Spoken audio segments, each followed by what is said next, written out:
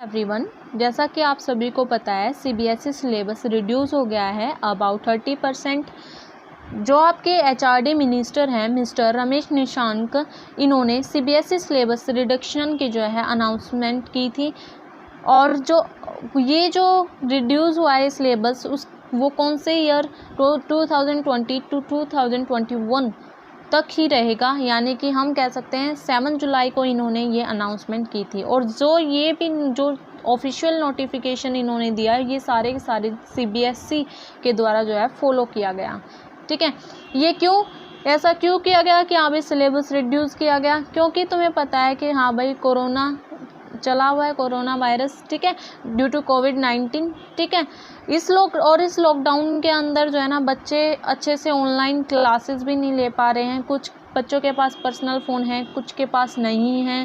ठीक है, तो इस प्रॉब्लम को देखते हुए जो है सीबीएसई जो सिलेबस जो है रिड्यूस कर दिया गया है। ठीक है, अब देखो कौन कौन सा पोर्शन डिलीट किया गया है। अगर मैं क्लास 10th की बात करूं, सबसे पहले केमिस्ट्री में देखते हैं। पहले केमिस्ट्री के अंदर 2 चैप्टर हैं, एक है केमिकल रिएक्शन और केमिकल इक्वेशन, और सेकंड वन है हम कह सकते हैं एसिड बेस। ठीक है, ये दोनों के दोनों चैप्टर कंप्लीट ले आएंगे, इनमें से कुछ भी नहीं कटवाया गया है। ठीक है, अगर मैं बात करूं अंडर यूनिट फर्स्ट की chemical substance that is nature and it's behaviour की बात करती हूँ, इसके अंदर जो आपका चैप्टर है मेटल एंड नॉन मेटल। ठीक है, इसमें जो चीज़ कटवाई हैं वो है basic metallurgy process, corrosion and it's prevention. ये सब जो है नहीं आएगा। ये इस चैप्टर में आप अपनी बुक लो और उस पर टिक मार्क करते चलो जो जो नहीं आएगा। ठीक है, कोरोजन तो आपका फर्स्ट चैप्टर में भी दिया हुआ है थोड़ा बहुत, तो इट मीन्स ये नहीं है कि यहाँ पे फर्स्ट चैप्टर में दिया हुआ है यहाँ कटवा दिया तो नहीं आएगा। नहीं, फर्स्ट चैप्टर में जो है उसको पढ़ना है जहाँ तक है,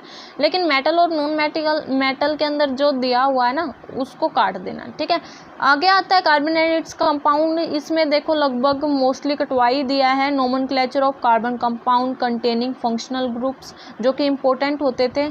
लेकिन हाँ भाई इस ईयर चलो ये कटवा दिए, ऐसा नहीं होगा कि हाँ भाई हर ईयर जो सिलेबस है वो रिड्यूस ही होगा। नहीं, अब की बार तो कोरोना है। ठीक है, अब ऐसा थोड़ी है कि हाँ भाई आने वाले सालों में कोरोना रह ही जाएगा। ठीक है, तो इसके अंदर कार्बन एंड इट्स कंपाउंड के अंदर nomenclature of carbon compound containing functional groups, इनको कटवा दिया है। फंक्शनल ग्रुप्स हैलोजन हुए, alcohols, ketone, aldehyde, alkenes, alkynes. ठीक है, उसके बाद डिफरेंस बिटवीन सैचुरेटेड हाइड्रोकार्बन और अनसैचुरेटेड हाइड्रोकार्बन, इसको भी कटवा दिया है। Chemical property of carbon compound, इनको भी कटवा दिया है। ठीक है, वो कौन सी हो सकती है? कंबशन हो सकता है, ऑक्सीडेशन, एडिशन, सब्सटीट्यूशन रिएक्शन। ठीक है, इथेनॉल और इथेनोइक एसिड, ठीक है, या सोप और डिटर्जेंट, ये सारा ही ऑलमोस्ट टोटली जो है कटवा दिया है।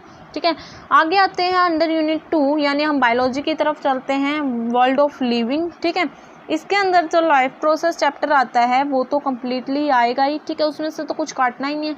और अगर बात करते हैं 7 चैप्टर है आपका कंट्रोल एंड कोऑर्डिनेशन, ठीक है, इन एनिमल एंड प्लांट्स। ठीक है, ये भी ऑलमोस्ट सारा का सारा जो चैप्टर है नहीं आएगा। ट्रॉपिक मूवमेंट इन प्लांट्स, ये भी आपका टॉपिक कटवा दिया है। इंट्रोडक्शन ऑफ प्लांट हार्मोन कटवा दिया है। Control and coordination in animal nervous system, voluntary, involuntary and reflex action, chemical coordination, animal hormone, ये सारा का सारा जो है ना कटवा दिया है, नहीं आएगा।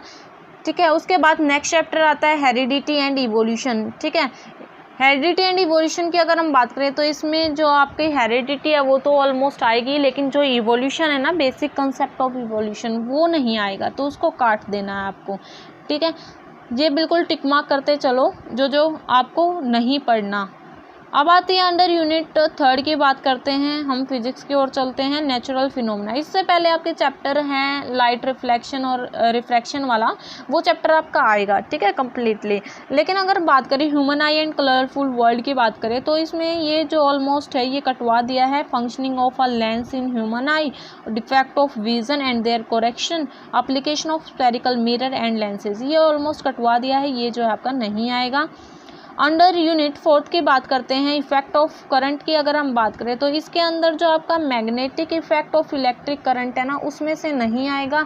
जैसे हो गया आपका इलेक्ट्रिक जनरेटर, डायरेक्ट करंट, ठीक है, डीसी जिसे बोलते हैं, AC, alternating current, frequency of AC, advantage of AC and DC, और डोमेस्टिक सर्किट। ठीक है, ये भी आपका नहीं आएगा, ये सब कटवा दिया है, ठीक है। जबकि इम्पोर्टेंट टॉपिक्स थे, बट लेकिन अब इस डिजीज़ को देखते हुए, कोरोना वायरस को देखते हुए और आपकी कंडीशन को देखते हुए जो है ये सब HRD मिनिस्टर ने अनाउंस किया है। अंडर अगर यूनिट 5 की बात करें नेचुरल रिसोर्सेज की, तो ये सोर्स ऑफ एनर्जी जो चैप्टर है ये भी कटवा दिया है। Different form of energy, convention and non conventional source of energy, fossil fuel, solar energy, biogas, wind, water, tidal energy, nuclear energy, ये ऑलमोस्ट सारा ही कट गया है, तो सोर्स ऑफ एनर्जी नहीं आएगा। आपका जितना भी सिर का बोझ था सारा ही यूँ लगा लो, आपकी जितनी भी जो भी आपका पढ़ना था सारा कम हो गया है, बिल्कुल बहुत ही कम सिलेबस बच गया है और उस सिलेबस को तो आप इजीली कवर कर लोगे, ठीक है। अगर प्रैक्टिकल्स की बात करें तो प्रैक्टिकल्स ये तो आपके टीचर्स वैसे ही बता देंगे, ये तो ऑलमोस्ट सारी ही कट गई हैं, ठीक है।